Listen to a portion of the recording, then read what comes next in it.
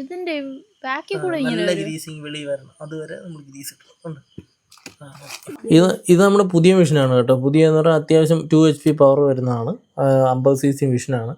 ഇത് ഇച്ചിരി ഹെവി ഡ്യൂട്ടിയാണ്, വെയിറ്റും കൂടുതലാണ്, തൂക്കുമ്പോൾ അതിൻ്റെതായിട്ടുള്ള ബുദ്ധിമുട്ടുണ്ട്. പക്ഷേ വലിയ കാടൊക്കെ അടിച്ച് ഏരിയ നമുക്ക് കൂടുതൽ കവർ ചെയ്യാൻ പറ്റും. എന്നിരുന്നാൽ തന്നെയും നമ്മൾ എല്ലാ ദിവസവും വന്ന് മെഷീനൊക്കെ ക്ലീൻ ചെയ്ത് വയ്ക്കും. അപ്പോൾ ഇനി ക്ലീൻ ചെയ്യാനുള്ള പരിപാടിയൊക്കെ ഉണ്ട്, കുറച്ച് തുടച്ചൊക്കെ വൃത്തിയാക്കാനുണ്ട്, അതൊക്കെ എനിക്കിനി ചെയ്യണം. അപ്പം പിന്നെ വേറൊരു കാര്യം എന്ന് പറഞ്ഞാൽ വന്നു കഴിഞ്ഞാൽ നമ്മൾ വലിയ വർക്കാണ് ചെയ്യുന്നതെങ്കിൽ കറക്റ്റായിട്ട് അതിൻ്റെ ഗ്രീസിങ് ഒക്കെ ചെയ്ത് കൊടുക്കണം. ഗ്രീസിങ് ഒക്കെ പുല്ലൊക്കെ ഇച്ചിരി തുടച്ച് കളഞ്ഞാൽ നമുക്ക് പിന്നെ അത് പുല്ലാവും, എന്നാലും വന്നിട്ടൊരു തുടപ്പൊക്കെ ഉണ്ട്. നമുക്ക് എല്ലാം തുടച്ചൊക്കെ റെഡിയാക്കി. പിന്നെ വെള്ളമൊന്നും ഈ ഭാഗത്തൊന്നും അധികമായിട്ട് നനയാൻ പാടില്ല, നമ്മളതുപോലെ നനയാതൊക്കെയാണ് ഉപയോഗിക്കുന്നത്. പുല്ലൊക്കെ ജസ്റ്റ് ഒന്ന് തുടച്ച് കളയത്തേ ഉള്ളൂ. മെഷീൻ്റെ മെയിൻ്റനൻസ് ഏത് മെഷീനായാലും നമ്മളതിൻ്റെ ചെറിയ ചെറിയ കുഞ്ഞു കുഞ്ഞ് നമ്മളെ കൊണ്ട് ചെയ്യാൻ പറ്റുന്ന മെയിൻ്റനൻസുകൾ നമ്മൾ തന്നെ ചെയ്ത് കൊടുക്കണം. പ്രത്യേകിച്ച് ഗ്രീസിങ് ഒക്കെയാണ്.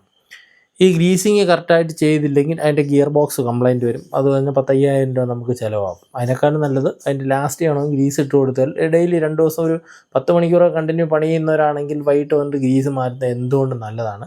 ഞാൻ മിക്കവാറും ഒക്കെ മാറ്റും ഗ്രീസ്, 2 ദിവസത്തിലൊരിക്കലൊക്കെ ഗ്രീസ് മാറ്റും. ഗ്രീസ് കറക്കത്തില്ല, അതിന് മുമ്പേ ഞാൻ മാറ്റും. ഇപ്പം ഒരു 2-3 ദിവസം മാറ്റാൻ പറ്റില്ല, അപ്പോൾ അതിന് ഗ്രീസ് കറുത്തിട്ടുണ്ട്. ഇതിൽ മാത്രം എടുത്താൽ മെഷീൻ ഗ്രീസ് ഇടുന്ന പരിപാടി.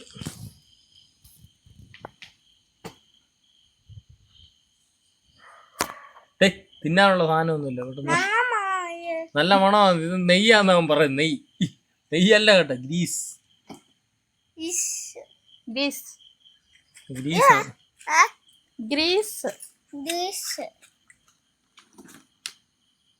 പിടി അങ്ങോട്ട് നേരെ, 2 കൈ കൊണ്ട് പിടി.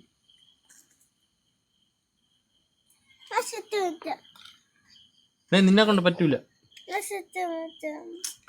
സിത്ത് വെക്കണ്ട, അച്ഛൻ വെച്ചാ.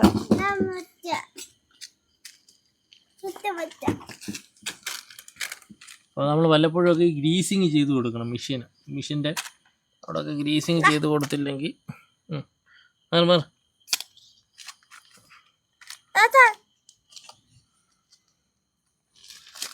ഗ്രീസ് ചെയ്ത് കൊടുക്കണ്ടേ. അവിടെ എങ്ങും അല്ല, ഇങ്ങോട്ട് പോകാം.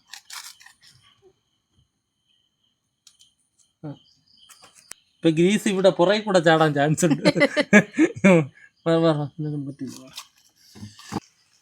ഇതിന്റെ ബാക്കിൽ കൂടെ നല്ല ഗ്രീസിങ് വെളിയിൽ വരണം, അതുവരെ നമ്മൾ ഗ്രീസ് ഇട്ടുണ്ട്.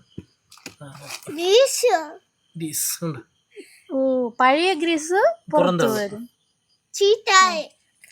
ചീത്തയായതാ.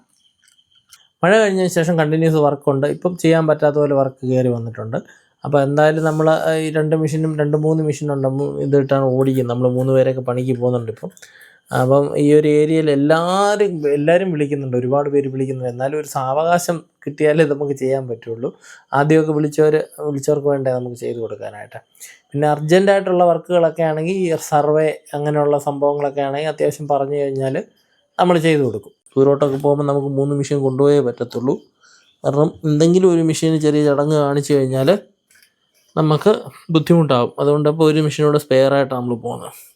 നമുക്കിപ്പോൾ ഒരുപാട് ദൂര സ്ഥലത്തു നിന്നൊക്കെ വർക്ക് വന്നിട്ടുണ്ട്. അതൊക്കെ ഒരുപാട് ഏക്കർ കണക്കിനാണ്, 10 ഏക്കറൊക്കെയാണ്. അവർ തന്നെ പാർട്ടി തന്നെ ഞങ്ങളെ കൊണ്ടുപോയിട്ട് തിരിച്ച് കൊണ്ടുവിടാമെന്നാണ് പറയുന്നത്.